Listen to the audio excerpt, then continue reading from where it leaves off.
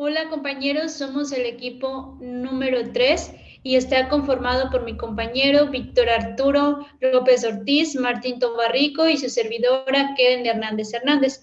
A continuación, vamos a presentar el tema que vamos a abordar, el cual es el pensamiento pedagógico de la escuela nueva. Como primer paso, vamos a hablar acerca de los puntos que se van a retomar, que viene siendo una pequeña introducción y algunos de los autores más importantes que aportaron a este pensamiento pedagógico. Y por último, una reflexión y las conclusiones finales. Comencemos. Bueno, el movimiento surgió a principios del siglo XX como un movimiento de cambio hacia la educación de tipo tradicionalista, la cual con el paso del tiempo comenzó a expandirse en otras partes del mundo. Estaba más enfocada hacia una educación que fuera de utilidad para la transformación de la sociedad, y uno de los principales autores de la misma, o el creador, fue Adolfo Ferriere, el cual nos señalaba que el enfoque era una educación transformada para la sociedad. Este autor también fundó un comité en el año de 1899 para las nuevas escuelas en Ginebra, donde planteaba algunos puntos característicos de estas nuevas instituciones. Bueno, continuando, las principales características de este tipo de pensamiento pedagógico era que la educación como un proceso, no como un producto, es decir, un proceso para la mejora de la propia institución. Una educación que iba a considerar como puntos de gran importancia los intereses, las necesidades y las características de los propios estudiantes y así lograr un mejor aprendizaje. Un nombre para el proyecto burgués de la sociedad, es decir, la construcción o la preparación de estudiantes para incursionar al mundo laboral y la eficiencia del mismo. También tenía una fuerte contradicción con la educación tradicionalista, ya que ésta se caracterizaba por ser memorística y repetitiva, llevando pues a un aprendizaje sin sentido. Y esta debía darse por las propias acciones o actividades del estudiante y no solo por las instrucciones del docente. Continuando con los principios por los que se regía este pensamiento pedagógico, el primero era que el centro siempre iba a ser los estudiantes, lo cual lo caracterizaban con una educación integral, considerando la parte intelectual, es decir, le daban una importancia a la adquisición de aquellos conocimientos teóricos, también con una parte moral hacia la formación de valores para la convivencia en sociedad, también una parte física, el desarrollo de la autonomía, con la finalidad para la integración de un futuro de convivencia en la sociedad, dentro del cual se hablaban de ciertos métodos importantes que fueron de los proyectos. Su autor fue William Hare, nos habla de diferentes tipos de métodos. El primero viene siendo el manual, el cual desde mi punto de vista lo podemos relacionar con actividades acerca de la construcción, por ejemplo, en este caso en matemáticas, la construcción de figuras o polígonos, también de descubrimiento con la realización de ciertas excursiones que le permita al estudiante pues aprender más un contenido, por ejemplo, en el caso de historia, hacer excursiones a museos, de competencia, que viene siendo la realización de realities de juego, y de comunicación para el manejo de técnicas que favorezcan en los alumnos la expresión tanto escrita como oral. Y el método de los centros de interés fue desarrollado por el autor Olvide de Crowley, el cual mencionaba que era de suma importancia determinar ciertas problemáticas y dar solución a las mismas, considerando como factor principal las necesidades de nuestros estudiantes. desarrollaban la información, la asociación y la expresión.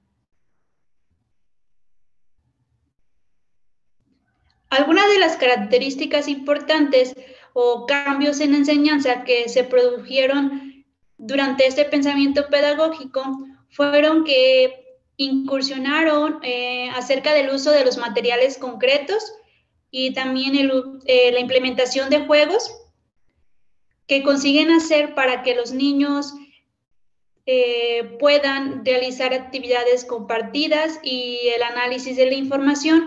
A través de estos materiales concretos, ellos pudieran tener un tacto y una visualización de los mismos, que pudieran distinguir ciertos colores, ciertas formas. Más adelante mi compañero de la autora que propuso los materiales concretos. Como viene siendo el trabajo también colaborativo para el análisis de la información, y que no solo la enseñanza estaba basada pues en el uso del pizarrón, lo que comúnmente es una educación tradicionalista, sino que fue llevado a la clase o implementado el uso de la radio, la televisión, el video y la computadora. Es decir, un cambio de lo cotidiano, que es una clase tradicionalista, lo que hoy denominaríamos nosotros como la búsqueda de innovar para mejorar el aprendizaje y la adquisición de los contenidos.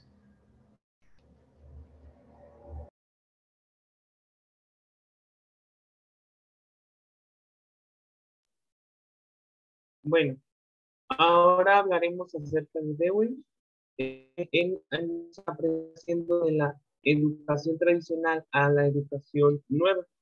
Este autor data de 1859 a 1952.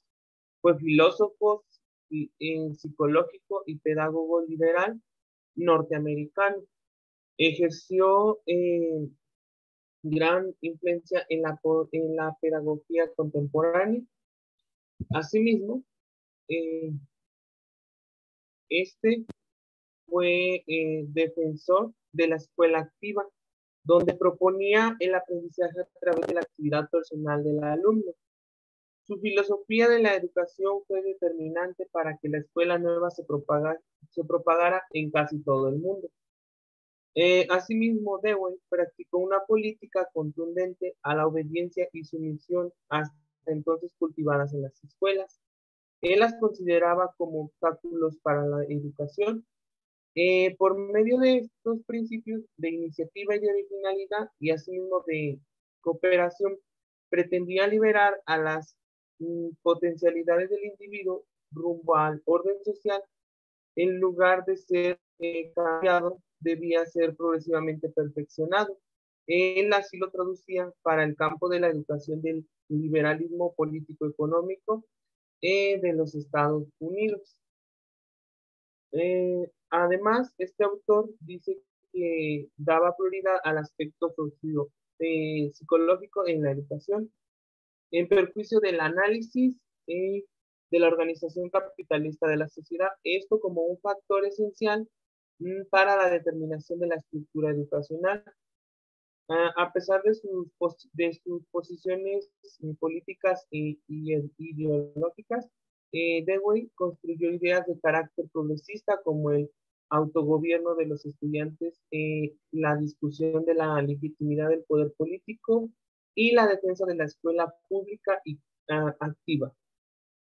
Sus grandes obras o más destacadas fueron Vida y Educación, Democracia y Educación, Escuela, Sociedad, Experiencia y Educación. Él es quien nos lleva a la comparación sobre la educación tradicional y la educación nueva progresista. En la educación tradicional, él nos dice que el agente principal es el docente. Él es el que es el agente principal y asimismo se destaca como una figura de autoridad a través de régimen.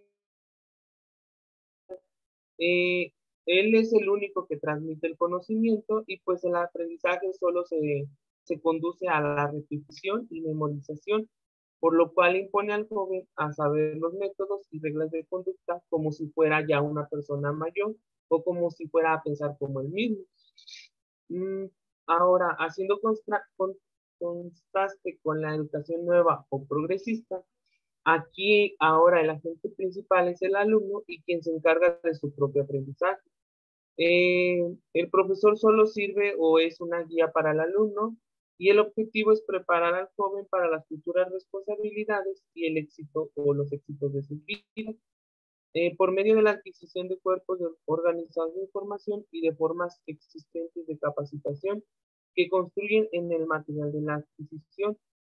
Asimismo, los profesores son órganos por medio de los cuales los alumnos entran en relación con el material.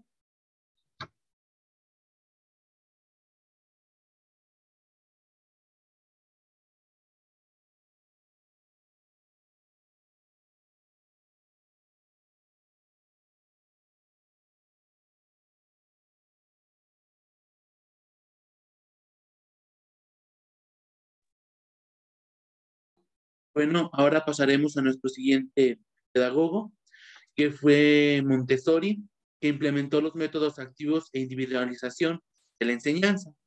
María Montessori data de 1870 a 1952. Fue nacida en Italia y llegó a la pedagogía por caminos indirectos. Además de eso, fue la primera mujer de su país que se doctoró en medicina. Inicialmente, ella se dedicó a los niños con deficiencias y después se dedicó a los niños normales. Y en 1909 ella publicó los principios básicos de su método. Su método proponía el despertar la actividad infantil a través del estímulo y promover la autoeducación del niño colocando medios adecuados de trabajo a su disposición. Por lo tanto, lo que ella sostenía era que el educador no actuaría directamente sobre el niño, sino que él ofrecería los medios para la autoconformación. Para esto, María Montessori sostenía que solo el niño es el educador de su personalidad. Esto no quería decir que se tenía que dar plena libertad al niño o dejarlo solo por completamente, sino que el niño era el encargado de ir construyendo su propio conocimiento, dándole como docentes las propias herramientas para poder hacerlo. Además de eso, el método de María Montessori empleaba abundante material didáctico, el cual estaba destinado a desarrollar las actividades del sentido y de ser autorregulador. Este material didáctico lo empleaba para cualquier asignatura, ya fuera matemáticas, literatura, y esto principalmente se basaba en conos, cilindros, fichas y cierto material que le permitiera al alumno despertar el estímulo dentro de él. Cabe destacar que María Montessori murió en Holanda y su didáctica influyó en la enseñanza preescolar en varios países. Para esto, la teoría pedagógica de Montessori fue difundida por la Asociación Internacional Montessori, que fue sede en Ámsterdam, y donde su método se centra en el niño, donde dice que el niño no puede llevar una vida normal en el mundo de los adultos. Y otra obra principal de María Montessori fue la pedagogía científica, el niño y las etapas de la educación, donde decía que la clave de toda pedagogía era saber conocer los instantes precisos de la concentración y saber utilizar la fuerza interior del niño con relación a su educación. Esto quería decir que deberíamos de poner atención en aquellas etapas en donde el niño era más vulnerable y donde tenía un grado mayor de maduración, ya que esto permitía que el aprendizaje fluyera de mejor manera.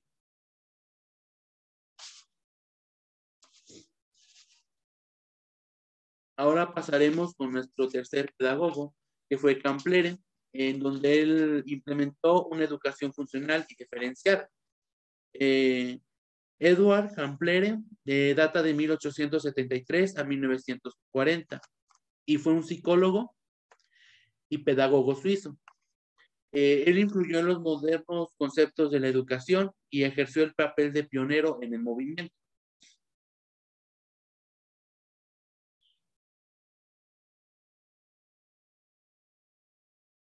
Para 1912, Clampier fundó el Instituto de Ciencias Educativas Jean-Jacques Rousseau en Ginebra, que más tarde se haría famoso gracias a Jean Piaget. Para Clampier, la educación debía basarse en el estudio del niño, y su fundamento era con base al pensamiento en Rousseau, en donde decía que la infancia es un conjunto de posibilidades creativas que no deben de ser frenadas. Y para esto, Clampier creó entonces un método denominado la educación funcional, que procuraba el desarrollo de las aptitudes que estaban encaminadas al interés común dentro de un concepto democrático de la vida social. La concepción funcional de la educación se conformó por 13 aspectos, que era los países civilizados, que era donde se iba a implementar, la inspiración en una concepción funcional, que esta a su vez entraba hacia el interés profundo y llevaba hacia al periodo de la infancia, donde el periodo de la infancia se le ponía mucho énfasis en lo intelectual y en lo moral, para movilizar la actividad del niño y que éste a su vez tuviera un ambiente de alegría, que tuviera una acción social, que estimulara sus intereses, y todo esto para que el propio docente tuviera esas capacidades para poder desarrollar todos estos puntos anteriores. Por eso también hacía mucho énfasis en la formación del profesor, de cuáles eran sus aptitudes, y además de esto, que la escuela tuviera una democracia para elegir las concepciones que se deberían de llevar dentro de esta. Y de igual manera, como último punto, era el sistema de exámenes, que era con lo que principalmente evaluaban a los estudiantes.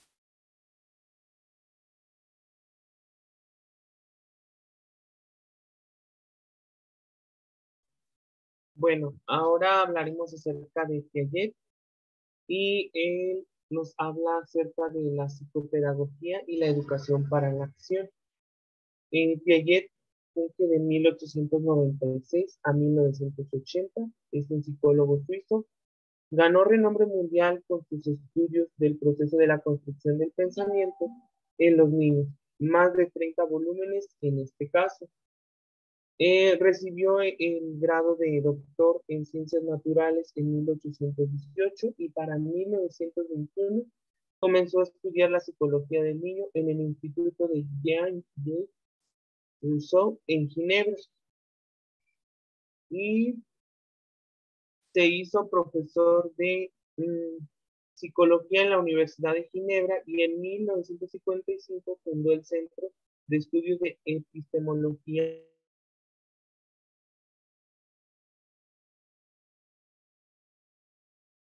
Bueno, Piaget nos menciona que el niño pasa por 3 periodos en el desarrollo mental. El primero es el periodo preparatorio y va desde los 2 a los 7 años de edad. El niño desarrolla ciertas habilidades como el lenguaje y el dibujo. En el segundo periodo, va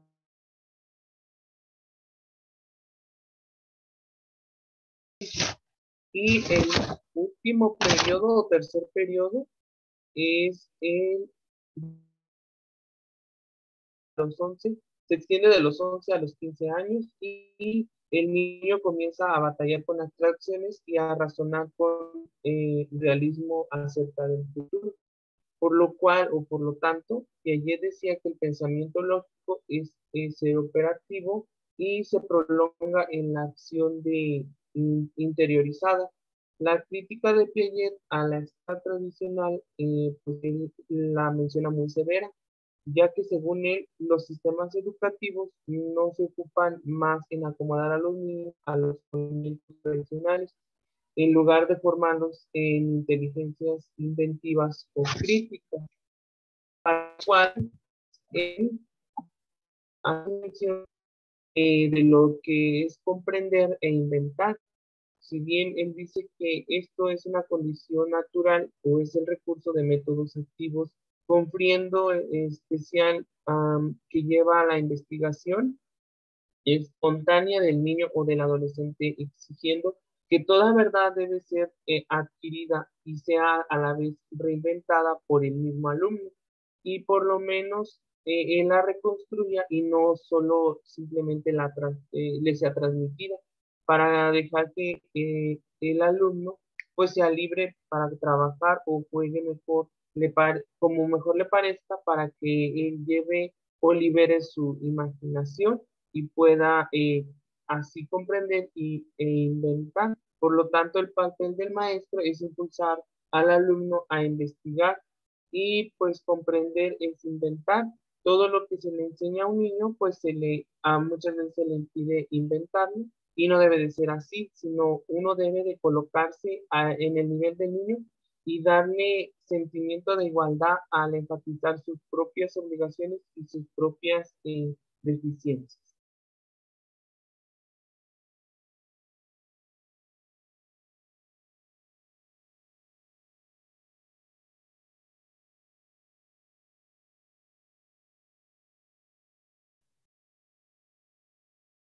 Bueno, ahora pasaremos con la parte de la reflexión. En el primer punto nos menciona el deseo intenso de liberarse lo más rápido que le sea posible de todos y de todos. Este principal aspecto está relacionado con la metodología que utilizaba María Montessori. Ella mencionaba que nosotros como adultos tenemos un cierto sobreprotegimiento hacia el alumno, hacia los niños, y que esto muchas de las veces el alumno lo podría interpretar como algo fastidioso, algo que los agobiaba, por lo cual mencionaba que el niño solo lo que buscaba era el deseo de liberarse, y que esto nosotros como adultos deberíamos implementarlo, dejarlos liberarse, pero no significa dejarlos que se liberen por completo, sino darles ciertas libertades en ciertos precisos momentos para el desarrollo del aprendizaje. Por lo cual, lo que mencionaba Montessori era que la implementación y que la implementación era el uso del material, esto para estimular sus sentidos y de esta manera que el propio alumno, el propio niño, se viera en un ambiente más de aprendizaje, más libre de utilizar lo que él deseaba y que de esta manera se llegaba a reconocer los instantes los instantes precisos de la concentración que el propio niño tenía.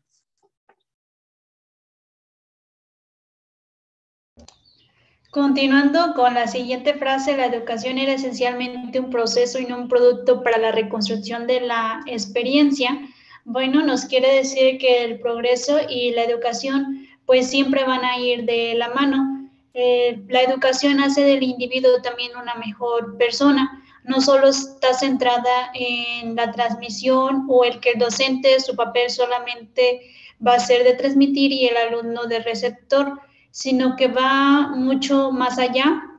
En el acto de educar, el principal pues protagonista es quien aprende, no quien enseña, por lo cual es importante que la educación no solo se restringa al conocimiento de ciertas disciplinas, sino que también pues en la formación de valores para la integración dentro de la sociedad.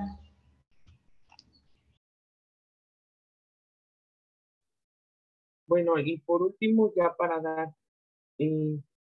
terminamos con la última eh, reflexión, que es toda verdad debe ser adquirida, sea reinventada por el alumno o por lo menos reconstruida y no simplemente.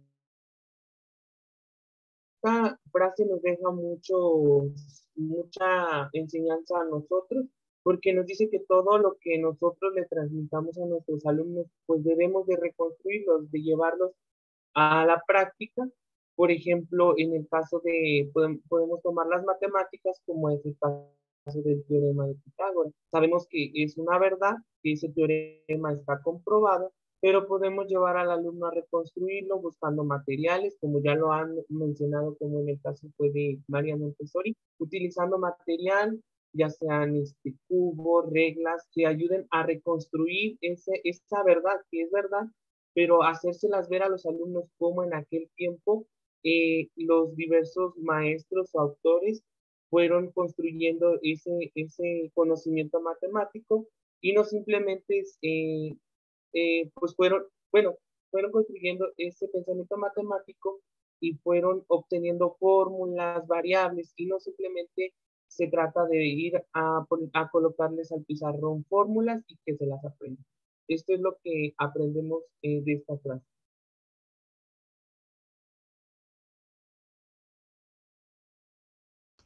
Bueno, continuando con cuál es el principal aprendizaje que nos dejó esta lectura. Bueno, esta lectura es muy amplia y también es muy concreta. Desde nuestro punto de vista, nosotros consideramos que los diversos autores que se plantearon fueron o propusieron o dieron grandes aportaciones dentro de la enseñanza. Por ejemplo, vimos el caso de la autora Montessori, que nos recalcaba la importancia del uso de material concreto.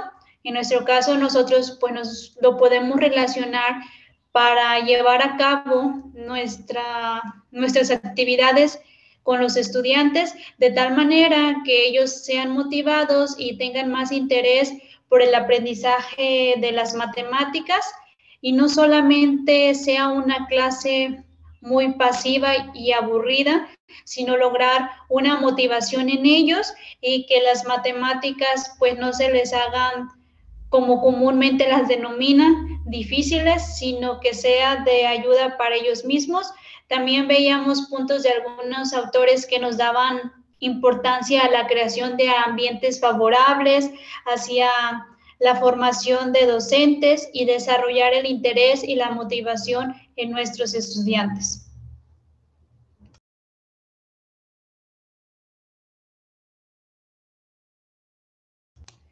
Por último, presentamos las referencias del libro del pensamiento pedagógico de la Escuela Nueva. Gracias por su atención.